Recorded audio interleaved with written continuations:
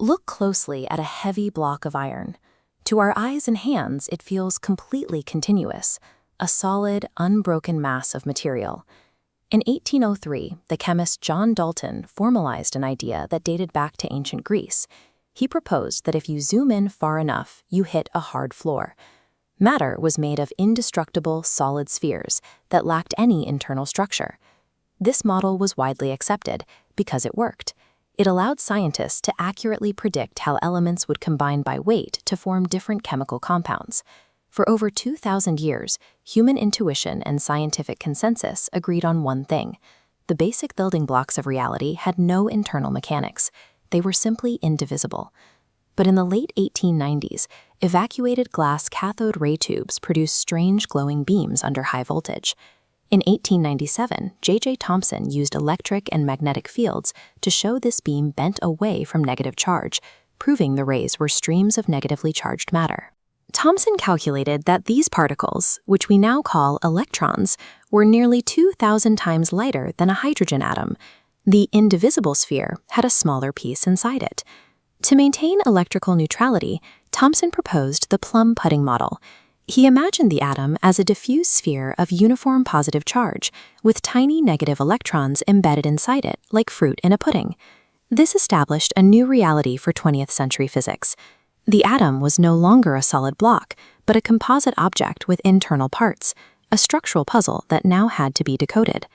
In 1911, Ernest Rutherford decided to test that model by firing high-energy alpha particles at a sheet of gold foil.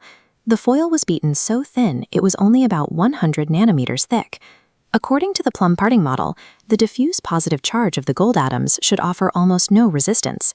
The heavy alpha particles were expected to punch straight through the foil like bullets through tissue paper.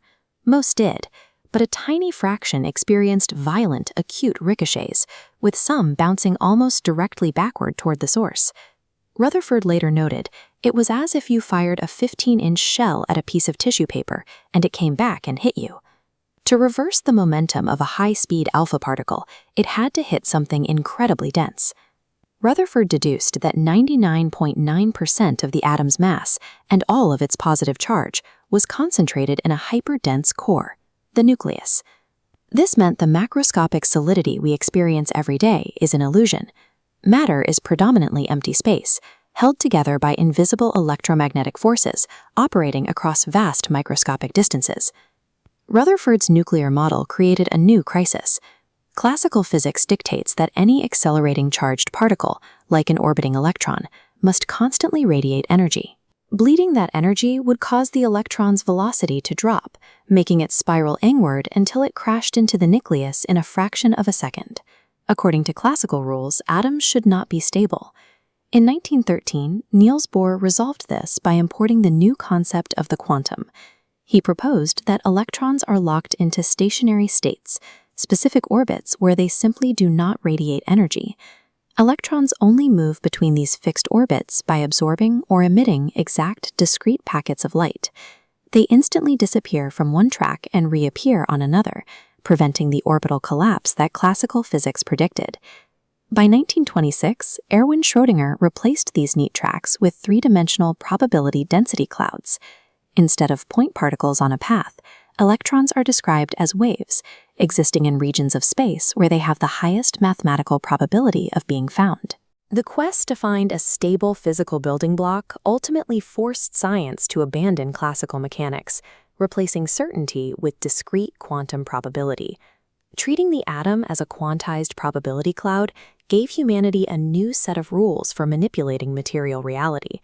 By decoding how nuclei and electron shells interact with electromagnetic fields, engineers developed technologies like lasers and magnetic resonance imaging, which uses nuclear resonance to see inside the human body. The entire digital age relies on this architecture. Modern computing is possible because we can control the quantum states of electrons within semiconductors. Understanding the internal structure of the atom served as the foundational shift that enabled the modern technological era. This puzzle is never truly finished. Modern physicists are still using subatomic anomalies to push the boundaries of extreme measurement. Research into nuclear clocks using thorium aims to track time with such extreme precision that they could detect the presence of dark matter or changes in fundamental physical constants.